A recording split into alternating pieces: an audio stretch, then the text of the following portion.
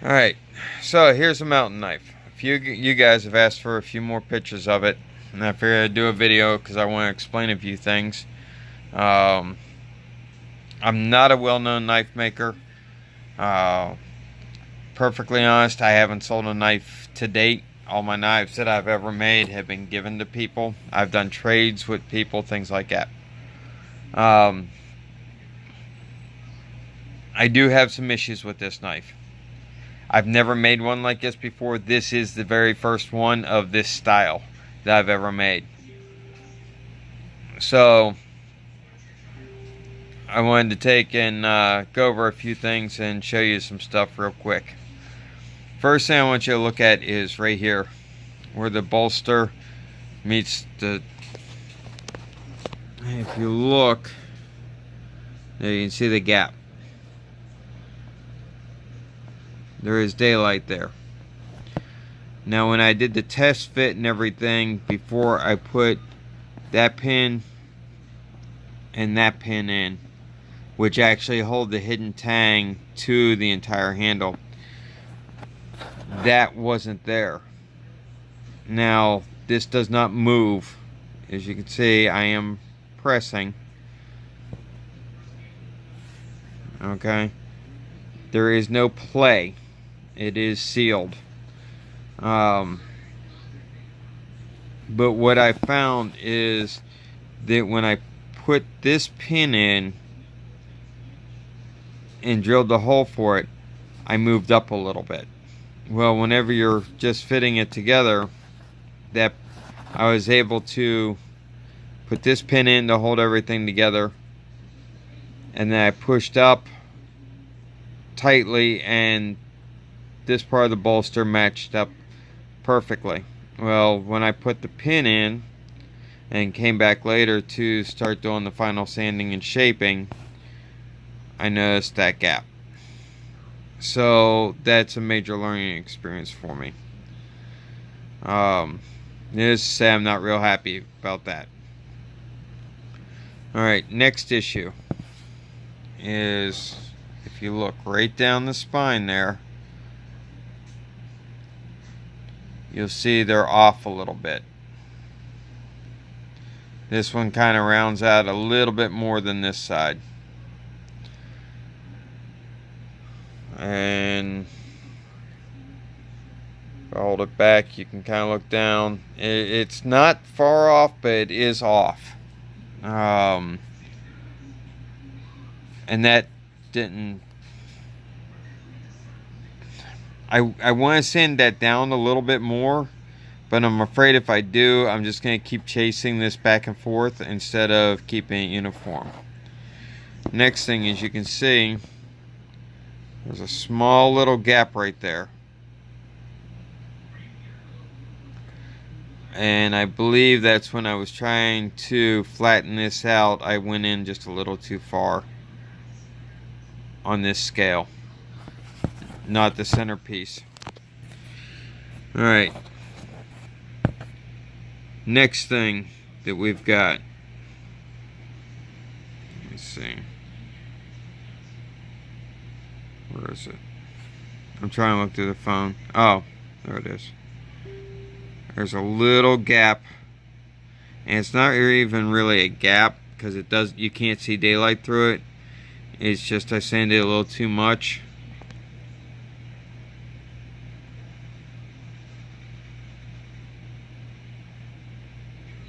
There you go, right there. So there's a little flaw in my sanding work right there. And the same spot on the other side. This material here is very soft, and it's very easy to oversand. I could not sand it anymore because this had already been cut and shaped. This had already been cut and pre-shaped. So, and if I had sanded anymore, I would have had to add more and more fillers, which I didn't want to do because I thought that would look absolutely stupid. And then right here, I'm not real happy with the seam all the way around. On the front, it's kind of flawless, and on the bottom it is, but at the top it's just a hair off. I mean, most people would never notice it, but I do because I made it, and I'm not trying to hide anything from anybody. I'm trying to be as upfront as I possibly can. And if I can't pick and fault myself, then how am I supposed to take criticism of somebody else? Now you've got a pin there, a pin here, a pin here, and a pin right there. That holds the two handle sides and the filler together. It does not attach to the tang itself because this is a hidden tang. So those hold the three pieces together, and then the two brass pins, which are peened, hold the handles to the tang and lock everything down. Alright, let's keep moving. As you see, I did not do any real sanding to the spine. That was all done with Dremel work on both sides. It's all freehand. The one side does not match the other. I did leave, as you can see, the scratches in the metal because I wanted to give it that real rustic look. If it had been smooth and soft, I don't think that the mountain effect would have come out as well. Alright, this does have a temper line in it, which you can see right there. So everything below the temper line is hard. Everything above the temper line is soft. And there it is on that side. Now this one actually has two temper lines, which I kind of found really amazing.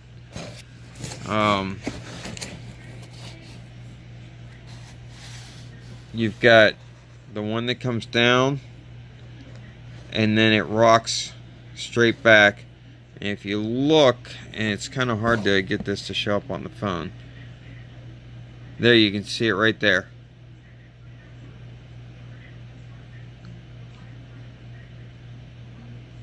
It comes across and to right there and then shoots up. I think that's from where I put it into the oil and then rocked it up, is why that showed up like that. Why it didn't transfer all the way through, I don't know.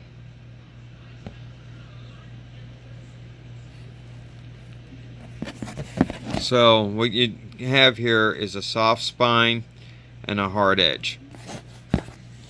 I am not going to sit here and videotape me chopping a 2x4 or anything like that, but I think that's going to give you a more detailed look at the knife. It makes you feel like you're holding it and investigating it than a bunch of pictures would. And like I said, I really do appreciate anyone that's looking. I honestly, I can't drop down below $200 on this. Even that right now is a loss for me, just in the amount of hours I have in this. This material here, I've got shipping and all, I've got $50 in it. between this resin piece and both of these, I've got another that was $35 for these. This is off of a hunk I paid $40 for. The brass and G10 liners and were donated. And then you've got composite black pins, brass pins, and then the steel. As I said, there's not much money really in the knife itself. It's just the amount of time and effort that I put into making this. This is actually the 4th handle on this knife. There's pictures where there's a yin-yang symbol right here, and I tossed that because one side the yin-yang was here, on the other side it was down low. I did not have the yin-yang matched up like I was supposed to. I was very upset about that, so I pulled them and trashed them, and we went with these. I also had a pair of wood handles on scales on here that I didn't like at all. Actually 2 sets of wood scales that I had on there.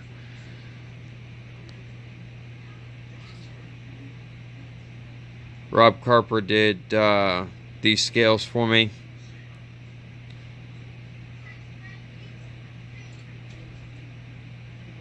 There you go. And see all the pins are flush. It looks like there might be a gap right there around that pin. That one's nice and clean.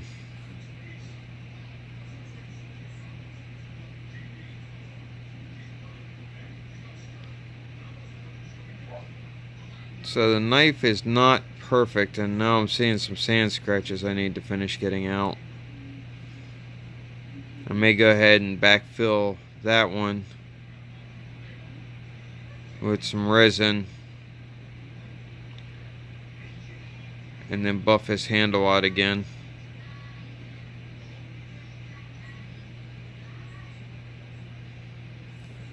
So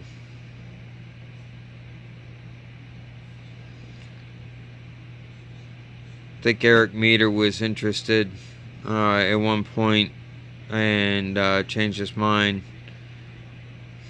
which I don't blame him. I mean, $200 for for a knife that the person's a nobody. It's a lot of money to spend,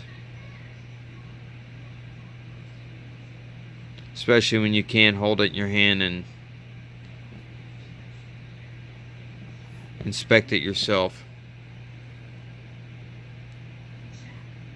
And then let's see.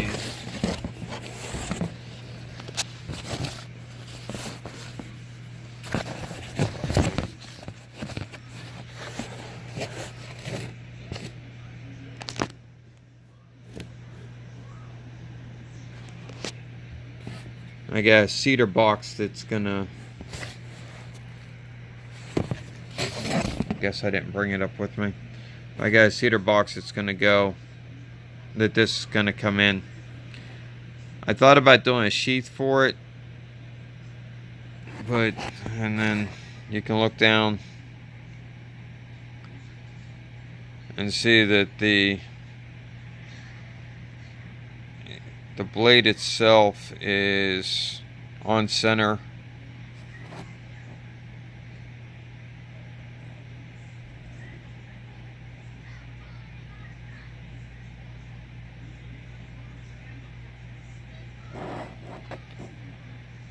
How's that? I never noticed that.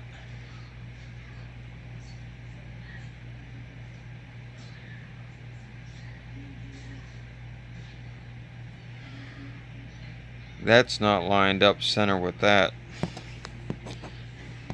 Yeah, so there's another problem. Alright.